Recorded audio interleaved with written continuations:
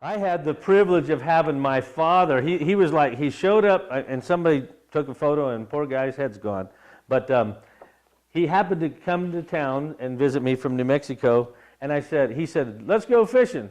Well, because with Weaver Rivers on the backyard, we hurry up and ran out there and did it and went out there and caught the biggest trout I've ever caught in that river in years with my father. So that was a fun moment. These are excellent products, by the way. If any of you have gone through our plant, you could see why our products are so good. Absolutely. We have a top-of-the-line manufacturing. Absolutely. Thank you, Gene. We, yes? Before you leave the stress thing, Uh-huh. can I You bet. introduce a scenario and then tell me how to solve it? Okay, absolutely. It's not me, but this is just the scenario. How about you come up here and, No, I don't do well, I meant, would you, just so that they can hear the question? Because sometimes you can't hear it on the tape. I don't think so. You can repeat it. Okay, I'll repeat it. Go ahead. 8 children, everybody busy. How does mom meditate or get the stress relief and sleep and I don't know what to tell her. Okay, I got a good answer. That's, this one will take a panel, Liarda. I taught This is, school for 14 years, and 9-year-olds, 4th grade. And whenever I get stressed out, I just open the door, step out in the hall, close the door behind me, and go like this. and then stand there for just about 30 seconds. I did just fine. I walk back in, and it'd be good. I felt great. Okay, so we've got are you the mom we're talking to? Grandma. The grandmother. Okay, so it's one of your daughters that you're wishing you could pass on some advice to. One of the things that I really sincerely think, and Gene really said that he did the same thing, and that is to call a timeout or a truce. So a mother has got to be able to call a truce for a few minutes, even if it is just a few minutes, to everything, to the whole world, including husbands and pets, and you can do that. How old is the oldest? Right now 25, so it's not as bad as it was. Okay, but even if moms go through this abusive period of time where for a few years they can't, when those older children start hitting that 12, 13, 14, and there's little ones involved, that's truce time. That's time when moms really can. But what I'm finding is moms who want to be too important, too controlling.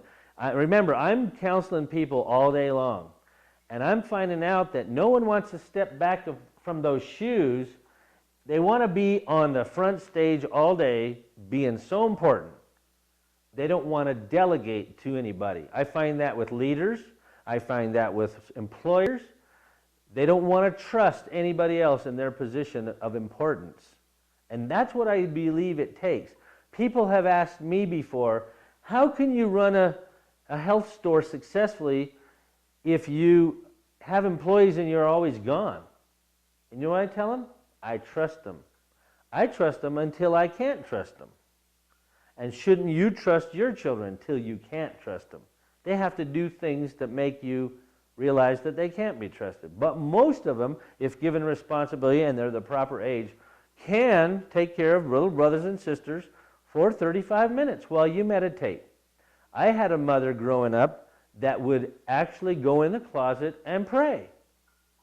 Okay? And so, nothing wrong with that. Just go in and close the door and pray, or meditate, or rest. So when you start looking at the important ingredients to relieving stress, it's rest, it's exercise, it's good food, and some form of aloneness or peace. Okay? I'm going to play just a tiny little sampling of a tape for you because I wanted you to kind of feel what it's like to make a decision in your life to find a little moment of peace. I happen to have a... Just before you do that, Okay. Al, I had one thing that I did before. I read this story about Joseph Smith's father that collected ginseng. Mhm. So I said, well, does he eat ginseng? And And so I started taking ginseng, and I was taking alfalfa and red pepper, thanks to Liarda. And those three things really, I don't know, I just felt good. You Felt felt really great. good with it. Ginseng, red pepper, and alfalfa. Yeah. Those three. Well, boy, he's taken adaptogenic herb, the ginseng, a nutrient herb, alfalfa, and a stimulant herb, cayenne. How could you not win with that combination? You get your body to adapt to stresses. You provide whole nutrition. A horse can live its whole life on just alfalfa.